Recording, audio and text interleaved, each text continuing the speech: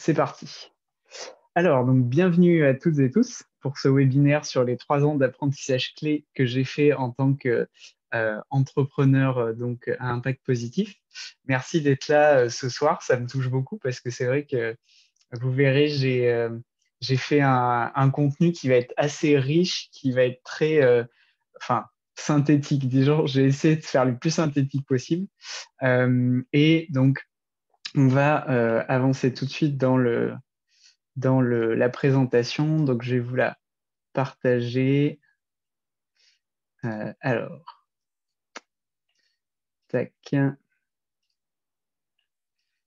je vais partager mon écran.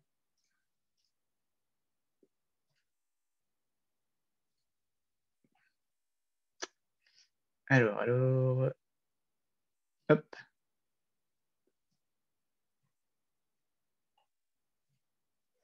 Voilà, donc normalement, vous voyez tous mon écran. Si c'est le cas, ouais, c'est bon. Parfait. Alors, je vais essayer de bouger cette barre. Hop là. Alors, donc, vous voyez, donc ça, c'est l'écran première diapo d'accueil. Alors, pourquoi?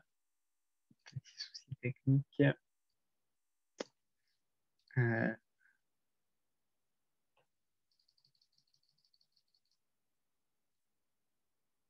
alors,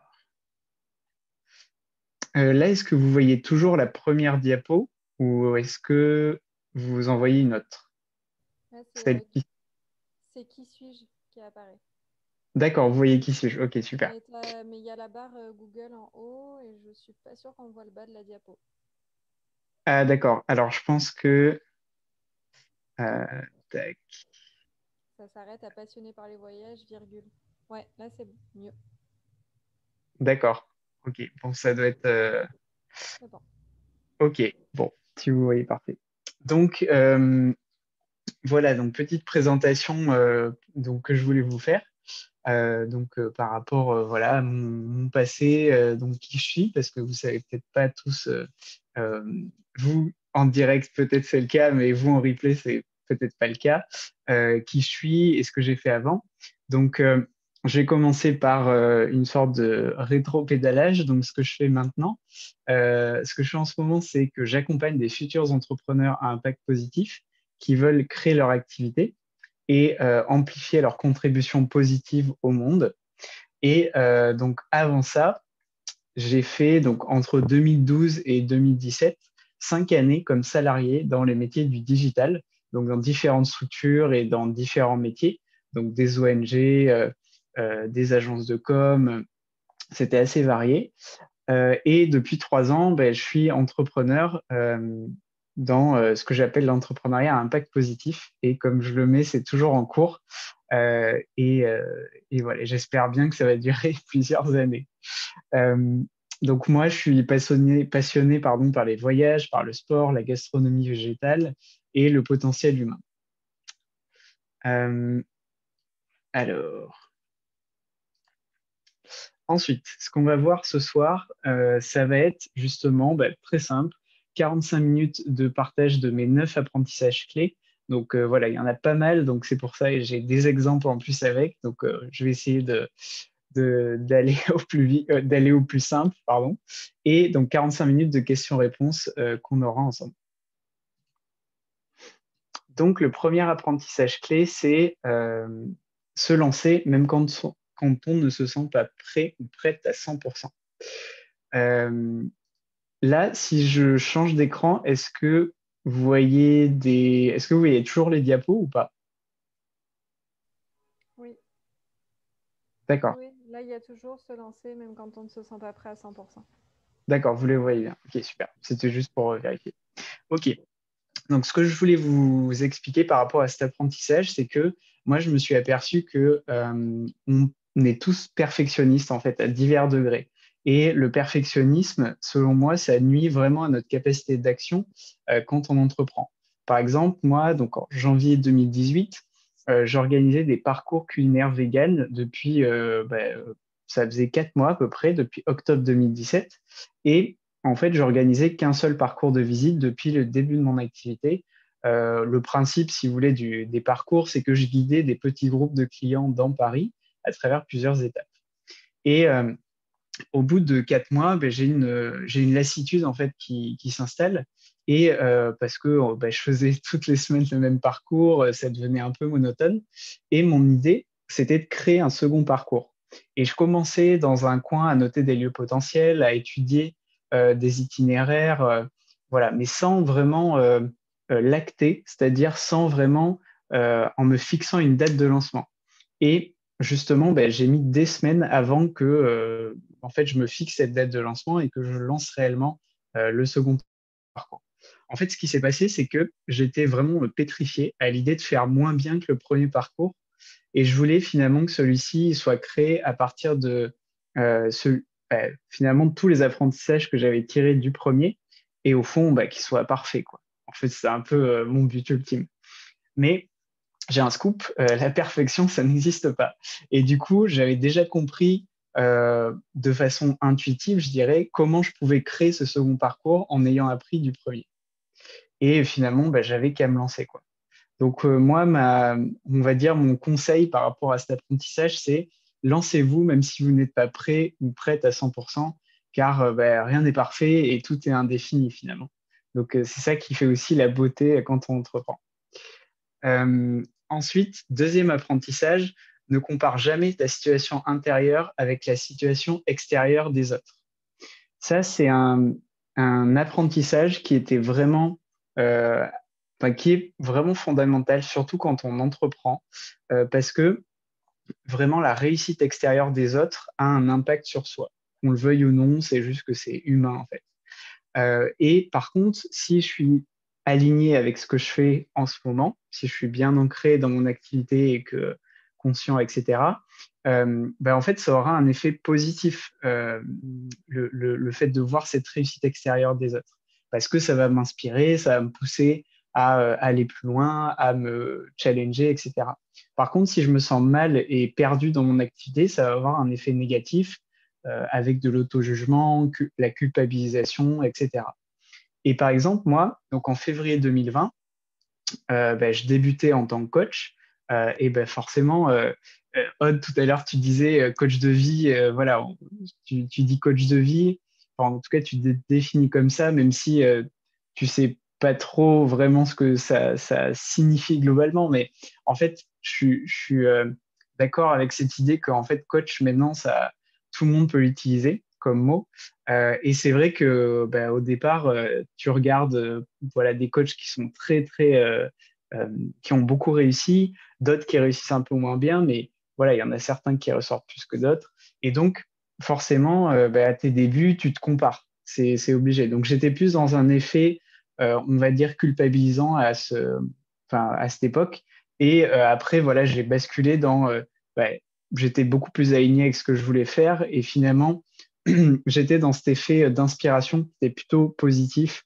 Euh, voilà, donc j'ai changé complètement ma façon de percevoir en fait la situation. Euh, un deuxième exemple par rapport à cet enseignement, cet apprentissage, c'était quand j'étais freelance en marketing digital, donc en 2019. En fait, j'ai aidé des entrepreneurs à impact positif à se développer sur Internet. Et j'ai eu bah, des dizaines d'occasions de me comparer parce que bah, il y a beaucoup d'entrepreneurs qui réussissent et bien dans ce secteur marketing digital. Donc voilà, pendant 3 ans, je l'ai ressenti depuis que j'entreprends. Globalement, j'ai ressenti cette sensation de comparaison plusieurs fois. Voilà, ça c'est sûr. Et ça survient encore en fait. Et, et du coup, euh, quand ça survient, je comprends qu'il y a un point qui est noué à l'intérieur, qui est un blocage, qui est interrogé. Et du coup, bah, je vais faire, comme disait ma coach, je vais faire ma gentille fouine. Et donc, je vais enquêter et voir un peu ce qui va pas, ce qui n'est pas aligné.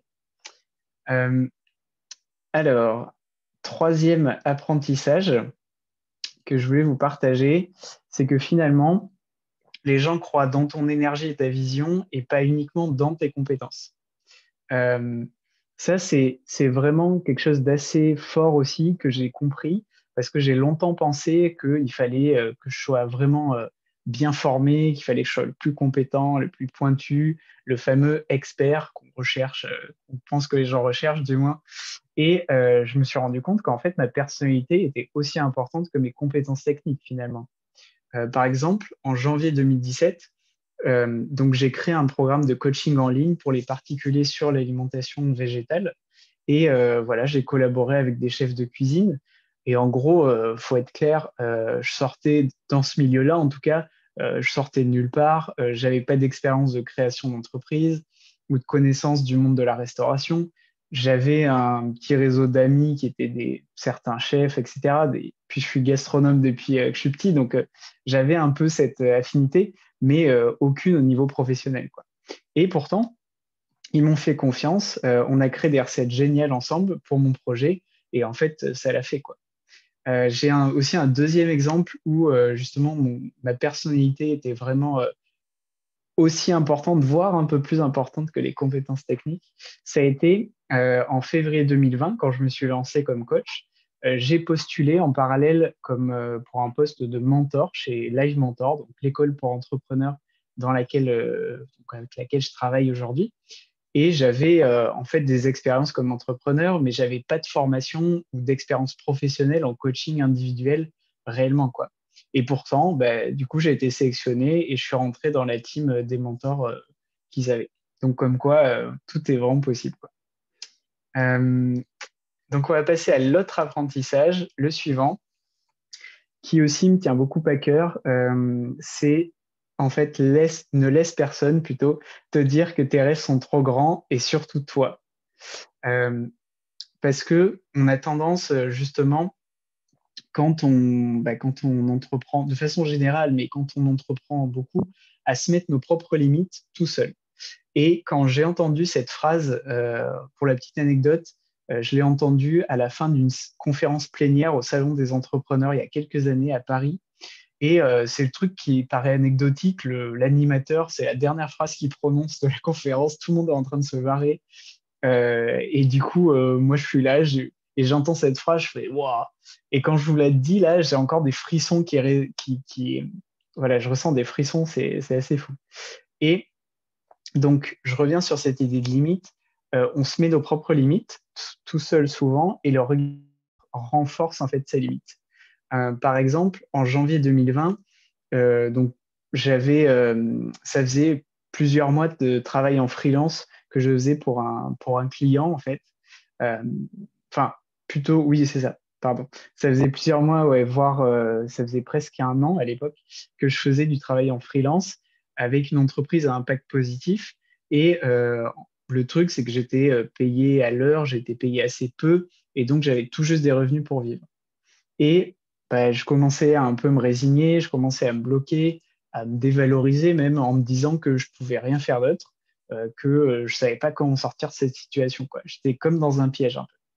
Et au final, ce qui s'est passé, c'est que j'ai laissé le petit Thomas, le petit moi, celui qui fait des caprices, prendre le contrôle. Et bah, du coup, voilà, je pouvais pas voir qu'il y avait d'autres situations et d'autres chemins possibles. Euh, un autre, une autre situation que ça m'est arrivé, le fait de mettre mes limites tout seul, c'était donc en février 2020, quand j'ai débuté le coaching intensif avec donc ma coach Margot Miglior. Euh, Ben justement, j'ai fait sauter toutes ces limites, mes propres limites que je me mettais. Et finalement, j'ai pu traduire et connecter à ma vision et me diriger vers une activité de coach petit à petit par étapes. Donc, ce que je vous encourage à faire, c'est vraiment de remarcher vers vos rêves et vous allez voir que ça vous donne une énergie de fou. Et voilà, choisissez vos rêves, c'est vraiment hyper important, quoi. Euh, Autre apprentissage.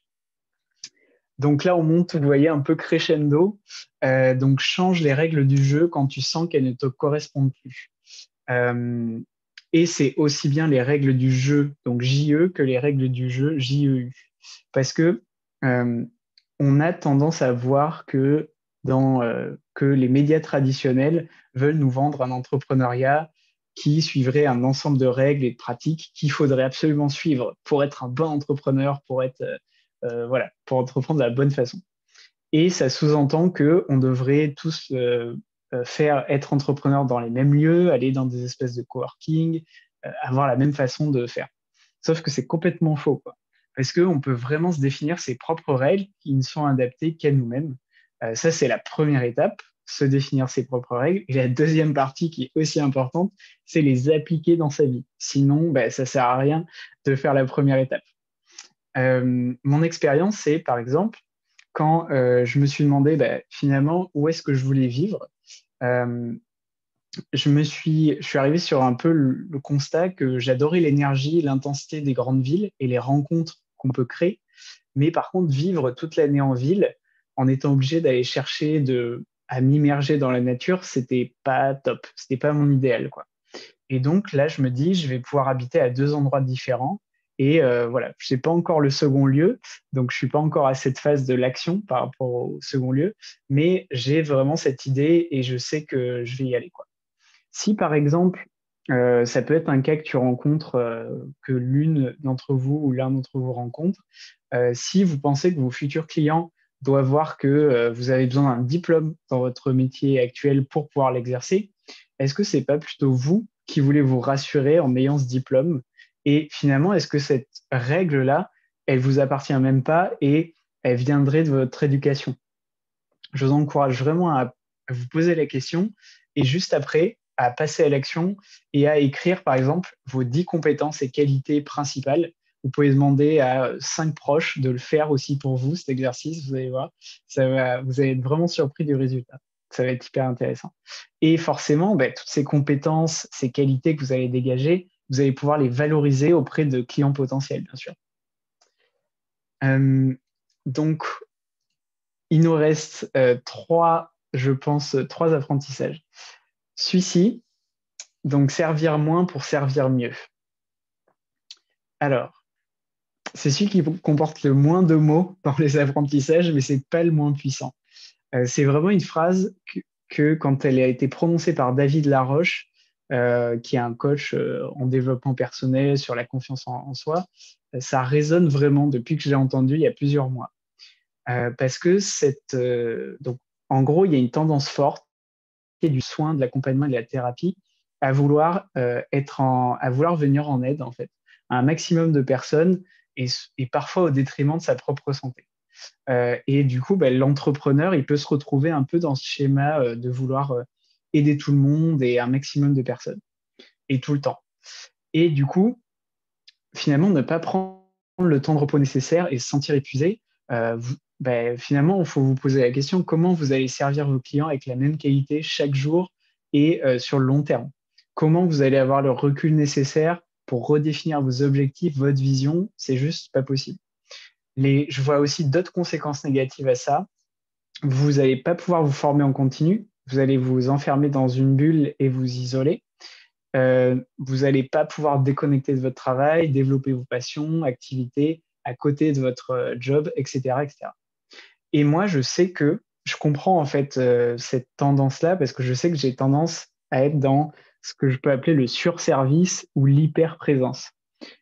Par exemple, depuis février 2020, donc mon client principal, c'est l'école de formation Live Mentor.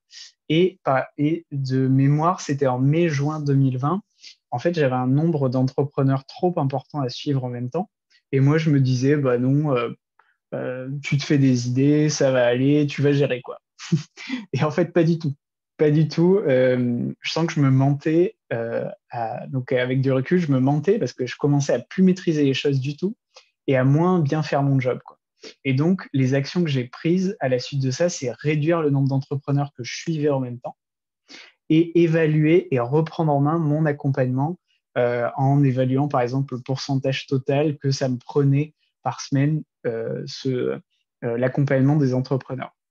Donc ça, c'était vraiment, voilà, c'est tout de suite, je me suis dit, enfin tout de suite, une fois que j'avais compris que j'étais en train de me mentir et que finalement ça n'allait pas aller du tout, j'ai tout de suite pris des actions et c'est ce que je vous encourage à faire aussi.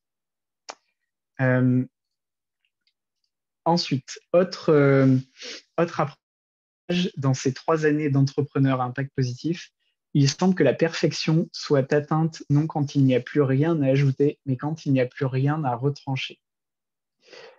Ça, c'est une citation d'Antoine de Saint-Exupéry, le célèbre aviateur dont on connaît, qu'on connaît, je pense tous. Euh, et quand j'ai lu cette phrase, je me suis dit, oula, qu'est-ce que c'est que ça? Déjà, la perfection. Moi, je sais que je suis un perfectionniste en fait qui est né plus ou moins. J'adore les choses cadrées, définies, contrôlées, etc. Et j'adore aussi ajouter des choses, quoi. Comme pour créer un millefeuille, comme si un pâtissier crée un millefeuille et voilà, plus il est haut, plus ça me plaît, quoi. Et à partir du moment où j'ai découvert ce principe de conception d'un produit-service, parce que c'est vraiment ça qu'il a théorisé, Saint-Exupéry, c'était appliqué à l'industrie, en fait. Ça a vraiment changé radicalement ma façon d'aborder la création d'offres, en fait. C'était hyper différent. Euh, et Donc, je vais vous donner des exemples concrets, comme ça vous parlera plus que voilà, des grandes citations. Par exemple, avant, j'ajoutais des fonctionnalités, des éléments aux offres que je crée en me disant qu'il n'y avait jamais assez.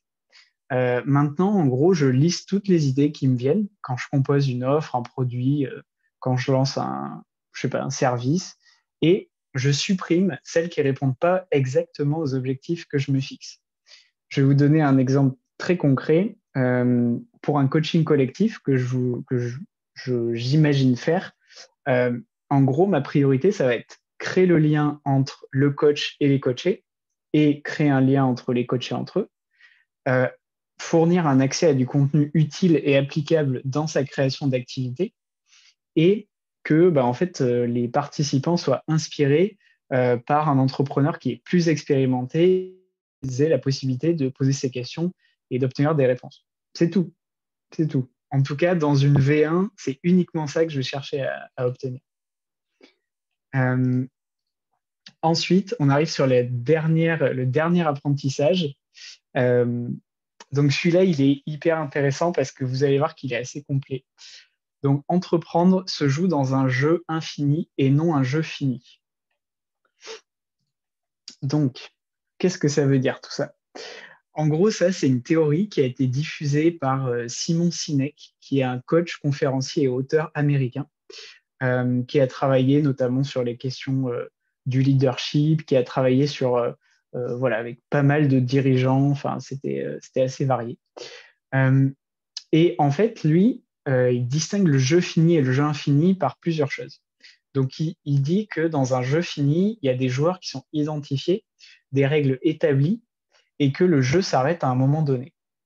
Le jeu infini, c'est des joueurs connus et inconnus, un mélange, des règles pardon, qui évoluent, et en fait, le jeu ne se termine jamais. Donc, seuls les joueurs sortent du jeu à un moment. Certains joueurs sortent, d'autres rentrent. Par exemple, un exemple de jeu fini, ça peut être un match de foot. Donc, on sait qu'il y a 22 joueurs sur la pelouse, pour les remplaçants qui rentrent, qui sortent, mais c'est anecdotique. Il y a un match de 90 minutes, et au bout de 90 minutes, on prend les scores et terminé, quoi.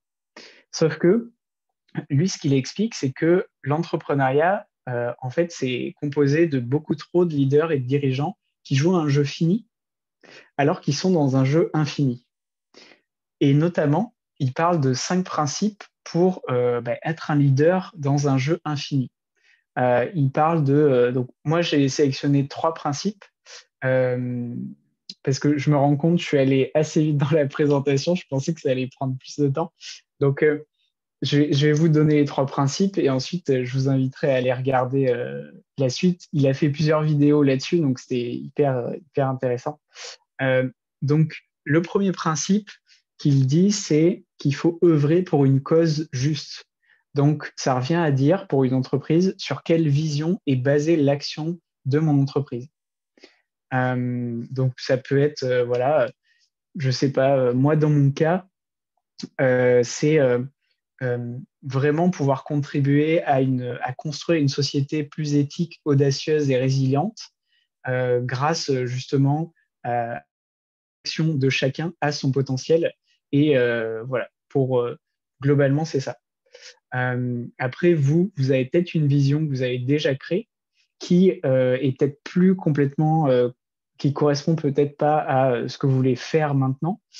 Donc, je vous invite, si c'est le cas, à réévaluer un peu votre vision, réactualiser.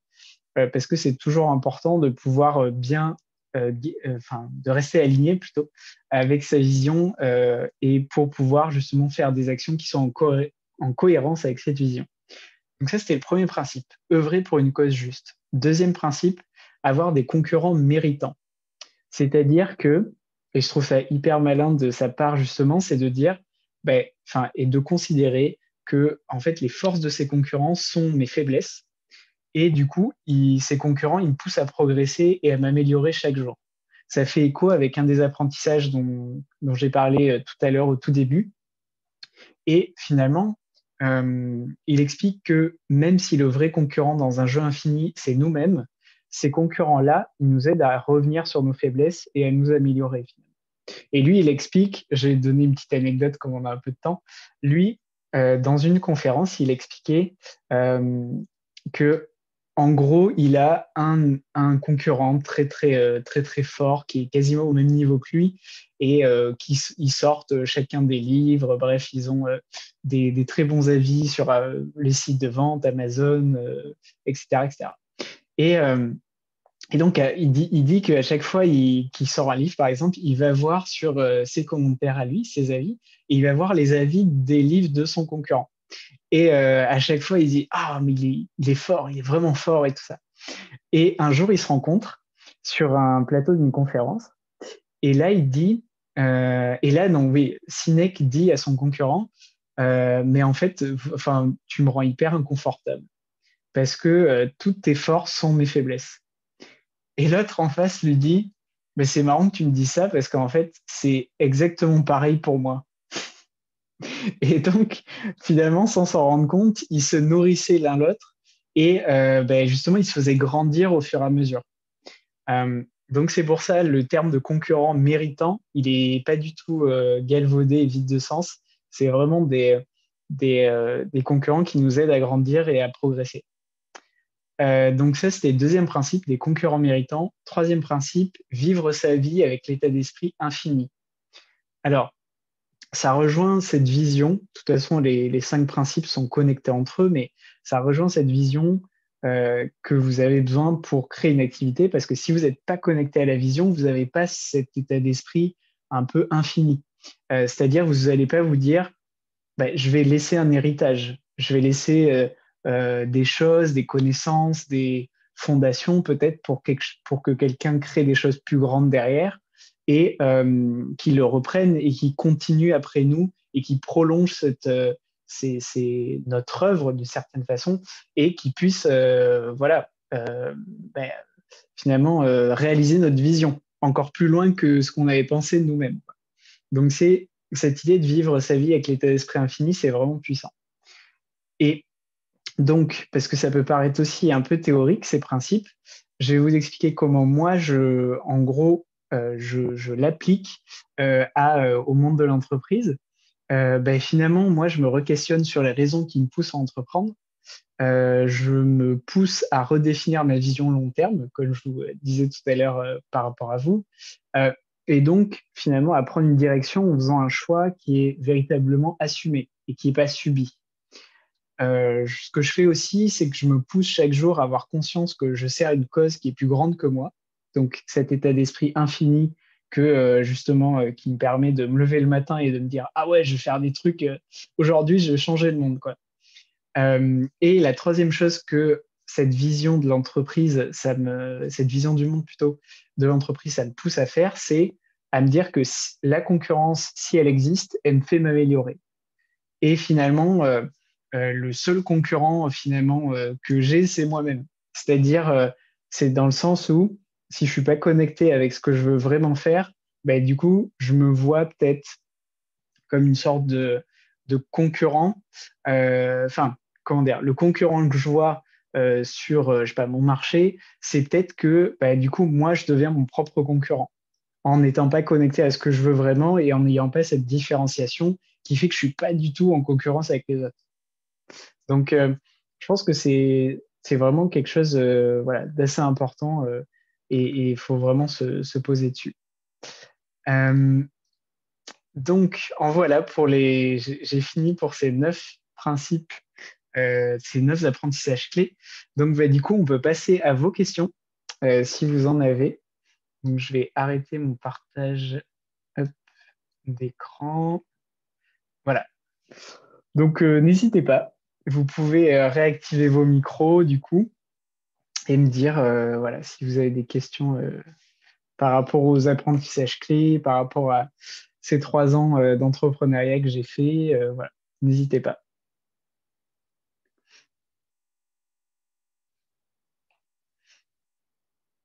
Oui, moi j'ai une question. Ouais, Claire, vas-y.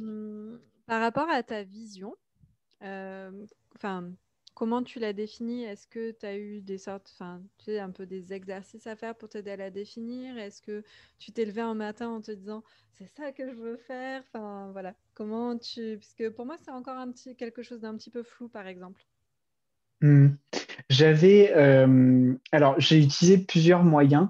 Il y a le site d'ailleurs un ex-mentor de Live Mentor qui s'appelle Stéphane Brio. J'espère que j'écorche pas son nom, qui en fait a justement une offre d'accompagnement euh, et un site qui présente en fait trouver son pourquoi.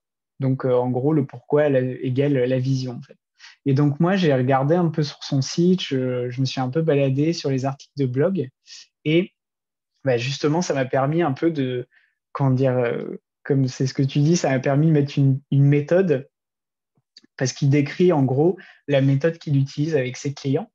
Et donc, voilà, c'est intéressant, ça donne une trame. Donc ça m'a permis de la définir. La deuxième chose, c'est Simon Sinek dont j'ai parlé.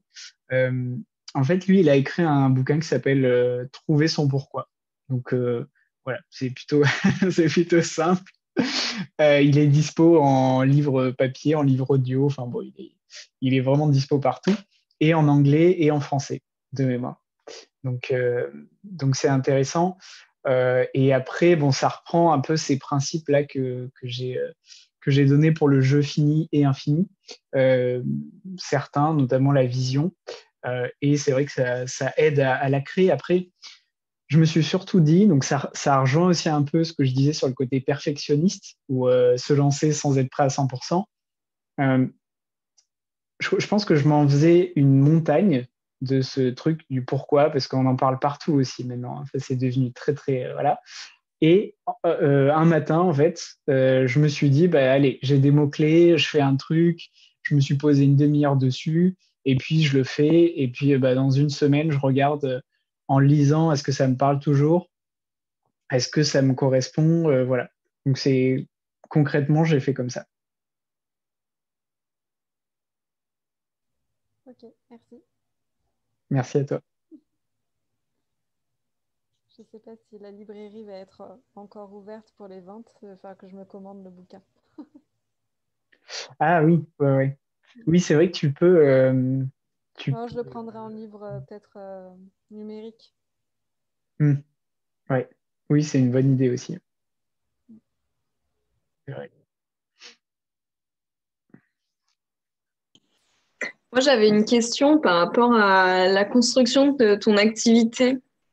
Ouais. Euh, je ne sais pas si tu as eu la même problématique que moi, mais moi, je suis à mon compte depuis 3 mois. Et mon problème, bon, qui n'en est pas vraiment un, mais c'est que j'ai 10 milliards de trucs que j'ai envie de faire et qui me motivent et qui me stimulent, parce que ça fait tellement d'années que j'avais des choses en tête. Alors, j'ai déjà Flore, que vous connaissez peut-être, qui est l'amie de Margot, qui m'a aidé Ouais, à, Flore l'éveillé, ouais. voilà, tout à fait, à lancer mon accompagnement pour les femmes, pour les aider à s'épanouir. Et à côté de ça, il y a quand même 10 000 autres trucs que j'ai envie de faire et j'ai du mal à mettre des priorités, tu vois. Chaque jour, je me dis, non, mais j'ai aussi envie d'accompagner les entrepreneurs. Ah, puis j'ai envie d'accompagner les youtubeurs. Ah, puis j'ai envie de faire un programme en ligne. Ah, puis je pourrais écrire un bouquin, mais je vais faire un e-book aussi. Et c'est fatigant. Alors, c'est génial, hein. Je me plains pas d'avoir des idées. Mais ouais, du coup, est-ce que tu es un peu passé par là? Est-ce que tu as des idées pour structurer un peu ou prioriser Hmm. Ma question, c'est est-ce que tu as déjà défini, parce que tu parlais d'un profil plutôt ciblé, mais est-ce que tu l'as défini, enfin, tu l'as écrit, ton profil client idéal quelque part? Ouais, bah, mon accompagnement est vraiment destiné aux femmes. En fait, cette partie-là, elle est vraiment bien ficelée parce que je me suis fait accompagner par Flore, donc ça, je suis complètement alignée avec ça. Mais je n'ai pas envie de faire que ça, tu vois, parce que je prends pas beaucoup de clientes à la fois et parce que il y a plein d'autres choses que j'ai envie de faire dans ma vie. Donc, Ah, voilà. donc tu as envie d'accompagner d'autres types de profils. Ouais, c'est ça. D'accord, je comprenais pas exactement. Ok. Ouais. Euh, Oui, en fait, j'ai mon accompagnement pour les femmes qui est bien structuré, bien propre et que j'adore. Mais j'ai envie de faire d'autres trucs aussi à côté parce que j'ai envie. Et ça, ok, du coup, ça part dans tous les sens. ok. Bah après, pour moi, la pierre angulaire d'un projet, ça reste, tu vois, à qui tu t'adresses. Et en gros, quels sont ses problèmes, quelles sont ses aspirations, c'est quoi, enfin, où cette personne se trouve, par quel moyen de contact tu peux la joindre, ou au moins voir, tu vois, voir comment elle agit, en gros. Si c'est, j'en sais rien, si, je sais pas, si c'est par exemple un salarié qui est en reconversion, je dis n'importe quoi, hein, mais c'est un exemple pour avoir du concret, un salarié en reconversion qui, bah, du coup, va passer plus de temps sur LinkedIn, a priori, pour checker les offres d'emploi, regarder son réseau, peut-être qu'il va commenter, il va peut-être changer son type de profil pour dire je suis en recherche d'opportunités, etc., etc. Euh, Ça peut être, je sais pas, ça peut être une maman, par exemple qui justement va checker, va être abonné à beaucoup de comptes sur justement peut-être la parentalité, sur, j'en sais rien, la charge mentale, sur enfin, plein de sujets liés au fait d'être maman, d'être femme, d'être voilà, salarié ou entrepreneur, ou enfin bref, après on a artiste, enfin oui, il y a plein de casquettes. Donc c'est vrai que c'est moi ce que j'utilise souvent avec mes clients, c'est que on fait un gros travail au départ de bah, OK, à qui tu t'adresses vraiment, mais toi, j'ai l'impression que tu as fait ce travail-là pour ton accompagnement déjà. Mais si tu veux faire autre chose, bah, du coup, il faut faire la même chose pour un profil différent, en fait. Et juste dire, bah, mieux je connais le profil à qui je m'adresse, mieux je connais les mots avec lesquels, enfin, que je vais utiliser, et mieux je vais savoir m'adresser à cette personne et entrer en contact avec elle. Parce que le but, c'est vraiment ça, en fait. C'est juste de créer le contact et bah, de commencer voilà, à discuter, quoi. Ok. Ouais, ok. Je vais faire ça. Voilà, Merci. avec plaisir. Laetitia, est-ce que tu as des questions?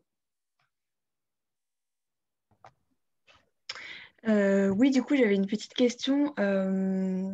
C'est par rapport, en fait, tu as cité notamment David Laroche tout à l'heure, et là, tu as parlé du livre par rapport à Trouver son pourquoi. Et je voulais savoir si tu avais d'autres ouais, contenus, des bouquins, des vidéos, des personnes à suivre ou des choses comme ça qui t'ont inspiré dans ton parcours et qui pourraient peut-être nous aider aussi bah voilà, pour, je ne sais, enfin, ça peut être vraiment n'importe quel sujet, mais ouais, d'autres personnes Hmm, ou références. Voilà, c'était plus ça. ça marche. Alors bon, il y a plein de contenus sur le développement personnel, l'entrepreneuriat. Enfin, voilà. Moi, je suis pas adepte forcément des, peut-être comme certaines qui lisent beaucoup de choses. Donc voilà, mais j'aime bien les livres en fait très précis. En l'occurrence, ceux qui m'ont marqué, c'est celui, donc je réfléchis, celui d'Yvon Chouinard, qui en fait est le fondateur de Patagonia. Et, euh, et j'ai plus le titre. Oui, c'est Confession d'un entrepreneur pas comme les autres, la version française, parce que la version anglaise, c'est Let My People Go Surfing. Ouais, je crois que c'est ça. Et hyper intéressant parce que le gars est, en fait, il utilise, bon, ça c'est une des idées, mais il utilise le management par l'absence, c'est-à-dire que plus il est absent de son entreprise et plus son entreprise roule parce qu'il donne l'autonomie à justement ses salariés et son équipe en fait. Et au-delà de ça, il a initié vraiment des choses super inspirantes chez Patagonia. Donc voilà, un livre super intéressant. Livre plutôt axé développement perso, mais c'est Lise Bourbeau, donc qui a écrit les 5 blessures. Attends, je l'ai là, je regarde le titre. Les 5 blessures qui empêchent d'être soi-même, qui est hyper intéressant et qui permet, Oui, je pense, je l'ai lu. Ok, qui Mm. permet de vraiment revenir à la base voilà, quand je parlais tout à l'heure un petit peu de l'éducation qui peut nous mettre des croyances justement limitantes, euh, ben, ça va être vraiment de revenir justement à l'origine de ces croyances et donc ben, qui est finalement la base qui fait qu'on a certaines actions aujourd'hui. Et donc de déconstruire ça, ça va permettre justement ben, d'aller vers et de comprendre beaucoup mieux, ok, c'est quoi ces blessures-là, par exemple, et après, dans un niveau un peu plus large, d'aller vers les besoins, donc liés à la pyramide de Maslow, par exemple, donc les besoins d'accomplissement, besoins de sécurité, etc., etc. Enfin, donc, je ne vais pas le décrire en entier là, mais donc il y a ces 2 livres. Je cherche, alors pour le coaching, il y a Profession Coach de Leadvine et Chandler, qui est très bien, qui est super bien. Ça met vraiment une méthode hyper précise pour le coaching. Ça casse aussi des mythes sur le coaching. Et ça donne des choses hyper pratiques. Donc, super. Euh, quoi d'autre Je réfléchis. Plus dans l'état d'esprit un peu inspirant, il y a Latitude Zéro de Mike Horn, qui m'avait beaucoup plu. En gros, Mike Horn, donc c'est un explorateur, voilà, peut-être vous connaissez, qui en fait a fait le tour du monde en suivant la ligne de l'équateur. Et donc, il a utilisé tous les moyens de transport possibles. Enfin, c'est une aventure de fou. Donc, et il le raconte vraiment super bien. Et voilà, j'ai déjà. Ah, ben, ouais, t'es fan de lui, ouais. Non, il est vraiment fou. Il a fait d'ailleurs des conférences au Grand Rex qui sont dispo sur YouTube et qui sont vraiment folles aussi, où il raconte en images ses explorations, c'est assez fou. Et voilà. Bon, j'ai cité ces livres, mais je pourrais en citer d'autres aussi, quoi. Donc, ouais, exact. Mike Horn, il a une chaîne YouTube aussi, ouais, qui est d'ailleurs plutôt sympa. Carrément. Bon, bah, n'hésitez pas si vous avez d'autres questions.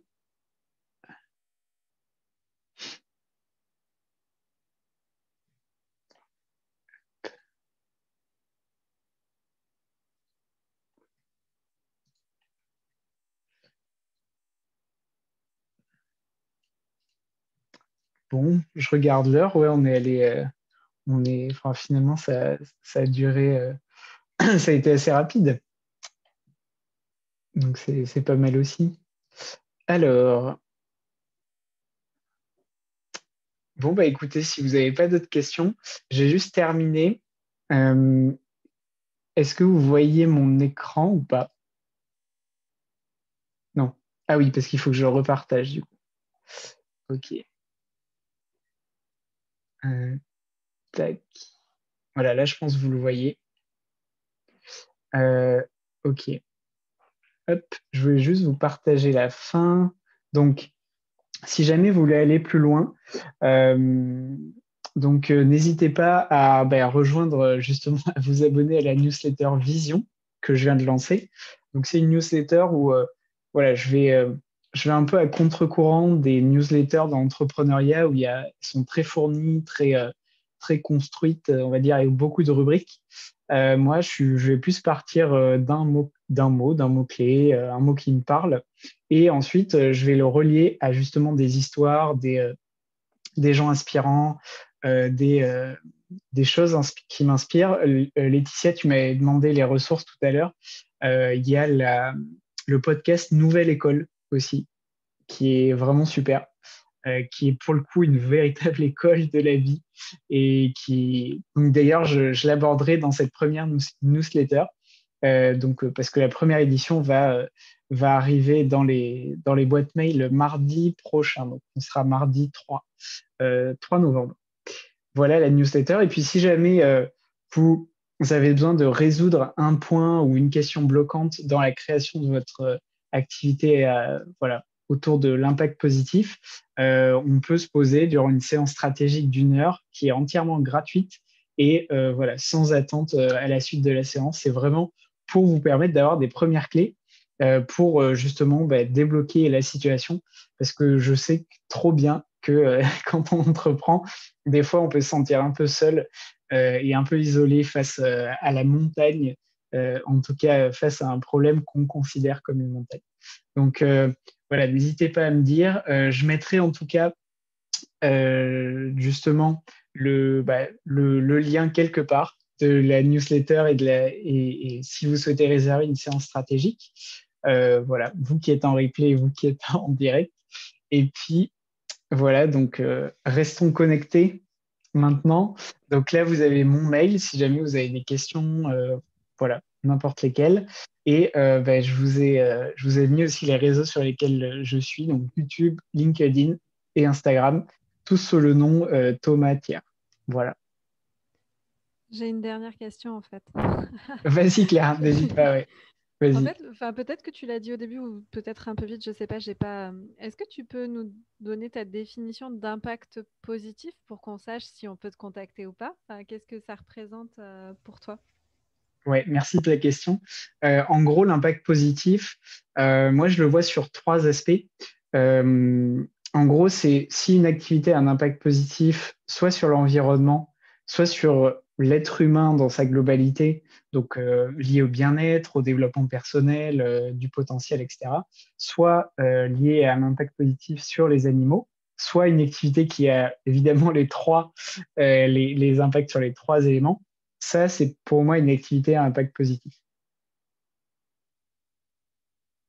Voilà. Ok, merci. Enfin, du coup, c'est ce que j'imaginais, mais c'était pour être sûr. Ok, merci. Ok. Non, non, mais tu as bien fait, ouais. C'était une bonne idée. Super. Bon, bah, écoutez, c'est parfait. Merci à vous d'avoir été là ce soir. C'était très cool. Euh, Merci. et puis, à bientôt.